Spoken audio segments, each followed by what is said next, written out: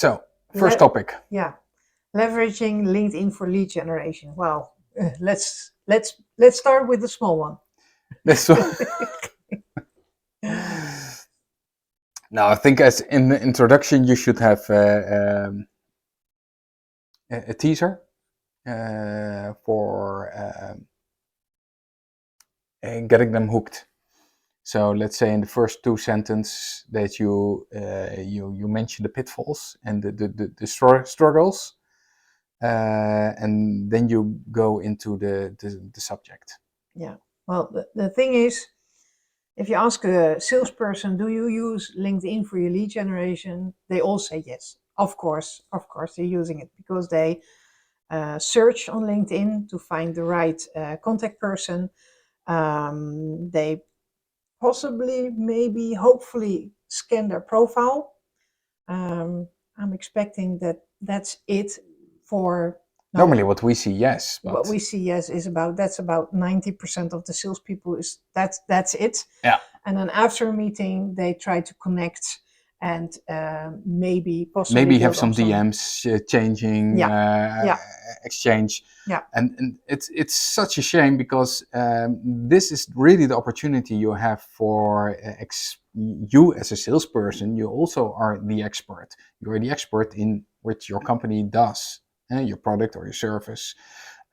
So you need to communicate, and a lot of times with all the sales teams we are currently involved with, they start out with, yes, I don't want to post about it because it's my profile. So I will use it for, let's say, targeting. So if I make a cold call, who's the one that I should be asking for? But then it's just getting into a building, hey, you want to buy something from me? And the whole B2B sales now is making relationships, getting new relations. So that must be a continuous thing. And instead of sending out lots of LinkedIn invitations and see what sticks, it's much better and much more fulfilling for yourself to position yourself as an expert. So there must be a frequency of posting, showing you that you are knowledgeable about the topic. That is the basics or the basis of your LinkedIn activities, and then doing outreach, looking for the people that you want to target and getting a relationships with them. Well, that is also what you're now indicating, and development that you noticed on LinkedIn.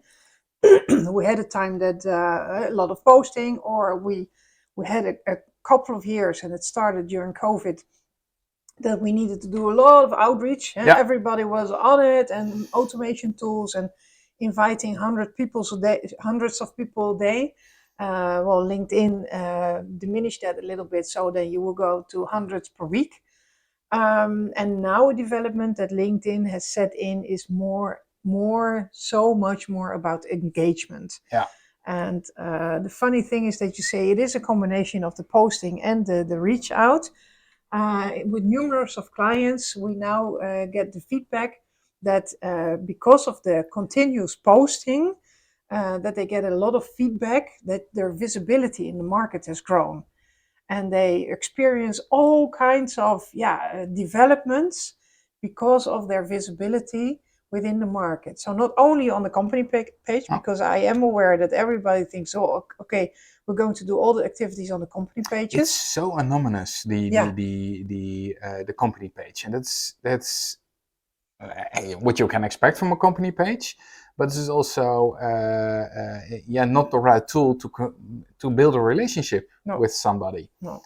So it is a combination in building up the company page, but additionally for a salesperson to explore their own activities and to become visible. Yeah, a couple of years when COVID started, there were no opportunities to really offline visit people on a fair or on a company address.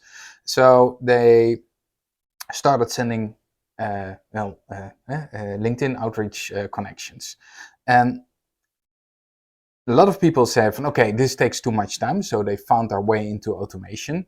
Let's say the duck soup it could be sending out 100 invites a day.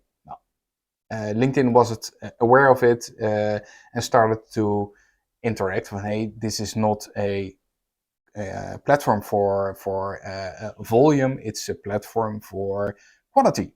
Yeah. And it's all about engagement. So yeah, you got penalized for sending out more than 100, 150 invites a day, or a week. A lot of people, depending on their own frequency of inviting people, it varies between, let's say, 100 and 250 a week. I had, by the way, that is a nice little story. I had a couple of weeks ago a salesperson who was manually, so not automated, but sending out messages. Remember what we saw in the statistics, that actually sending out an invitation without an accompanying message, that the acceptance rate was a little bit higher. Yeah. Well, he was doing exactly everything what I was telling him. So he said to me, oh, you say the acceptance rate is higher. So he was going to send out messages without an accompanying message. But he was overreacting a little bit. So he did too many? He did way too many. He was at the stage that per week he had about 50 additional connections. Mhm. Well, if you Yeah. compare, what would the acceptance rate be? 30%, 40%, something like that? I think less, but Less. Well, say it's 30%. Yeah. Then he must have been sending out invitations about 150 to 200 a week. So he didn't get banned, but he did they shut him down first for a day. Then he said, I'm not using any automation tools. So then they approved him again, but he continued. What he did was just clicking. You know, on LinkedIn, you have the overview. I like his face, I like his position. Click, click, click. So I think he was sending within an hour about 50, 75 invitations. Yeah. LinkedIn doesn't like that. So even when you're doing it manually, make sure it's all about quality. It's about engagement. It's about talking about quality. It's the same what happened in Q2 2023. So Yeah. a couple of months ago, when you see that the reach of your posts, it's not about the volume. So you if you start posting and you don't have any interaction, likes, views, etc. Your visibility would go down dramatically. So, but if you got the engagement, so people commenting or people liking your post or watching your whole video, you saw a significant increase in visibility. Yeah. No, that's perfect. That's where you see that a platform like LinkedIn is actively working on the quality, maintaining quality of the network. But that is a great example of the actual lead generation, because if there are people engaging on your post, that is the best way to get into touch with the contact person you want to get in touch with, or that you are going to respond to their post. Yeah. And that is an aspect. It's easier because engaging on existing content is so much easier to respond to and to maybe get into a conversation with, instead of posting yourself. And it's still something very little people are doing. So if you keep that up in your activities during the weekend, that's also a thing. A lot of salespeople then say, yeah, but I already have so many things to do and I'm already so busy. This is the main part of your sales activities. It's calling, it's emailing, and it's reaching out or engaging on LinkedIn. What is the time investment of picking up the phone and making a cold call, or really identifying the people first and trying to get an invitation? Well, not only the time investment, but also the quality. Before COVID, the rates, the success rates of cold calling were about 3%. So you had to call 100 people, and possibly, maybe, hopefully, you would have 3 appointments. I don't have, and I didn't find them yet, the actual what the statistics are at this moment, but I am positive that they even went down. That they're lower than at 3%. So the quality of cold calling is also so much lower than the quality of engaging through LinkedIn. Yeah, and it's a volume. It's no, It's not volume. it's not a game. No. It's a combination of a little bit of volume, let's say it like that, Yeah. Yeah. and quality. Yeah. With the time investment you need to make for making 100 cold calls. Cold calls, cold emphasize that, calls. because it's not, we're not saying that you're not supposed to be calling. No. No. But you have only one moment in that time to get to a conversion, and Yeah. a conversion is just taking some people to the next step. Yeah. Yeah. So and with LinkedIn, you've got multiple options and possibilities to get them to a sale or to a conversion. Yeah. You let's say 95% people are not in need of your product right now. Yes. Yes. So you need to build up the relationship to be on top of mind for the moment in the future where they say, hey, I'm looking for a solution for my problem. I'm going to call him just to. So that is the leveraging part. That's the leveraging part. Still all the things that you're doing right now, the calling and the emailing, you keep, but you leverage it with LinkedIn, because with LinkedIn you can reach them through a different channel. You can reach them on a different level because of the content that you are both sharing, or because of your visibility. Actually, with LinkedIn, if I think of it now, is that you're doing your lead nurturing, you bring it to a completely different level. And it's also omni-channel. So omni-channel is a hot word, I know, but it's just reaching out to people, building relationships through different channels. We're not gonna, let's say, all connect on Facebook, where you put your vacation pictures in there. But it is a combination of, say, LinkedIn outreach.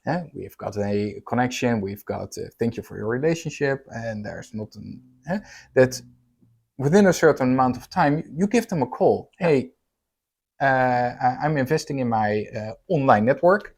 What's on your mind lately? Is there a topic which I could help you with? Or yeah, and then it helps that you're already connected, that they maybe have seen already a few activities of you. So if you don't, then check out the toolkit of a salesperson in the early stages of the lead connection, lead possibly going towards an engagement, is then you have the LinkedIn activities, in the outreach, in the chatting, in the posting, in the engagement building through posting. You have, of course, the old-fashioned telephone or Zoom, Teams, Google Meet, whatever. And you have the emailing, what also still works very, very effectively. So your toolkit as a salesperson has been broadened. And what we do, remember with the team, that we have built up an overview that every lead you have been in touch with the lead through all those channels, the omni-channel that you say, the approach. Okay, did you send them an email? How many emails did you send them? And it doesn't mean that every week you have to do all the channels, but that you can see, last time I tried to call him, now I'm going to reach out through LinkedIn, and now through email. It is that multi-approach that brings your sales activities definitely to another level. Yeah, sales activities. The person in your prospect knows what you do, and because you have got multiple channels to show your expertise, and it's perfect. Yeah. Wow. Well, leveraging LinkedIn. Leveraging LinkedIn, absolutely. It's an amazing platform, but use it wisely. And additionally, it's not platform only. It's not platform only, omnichannel. Thank you.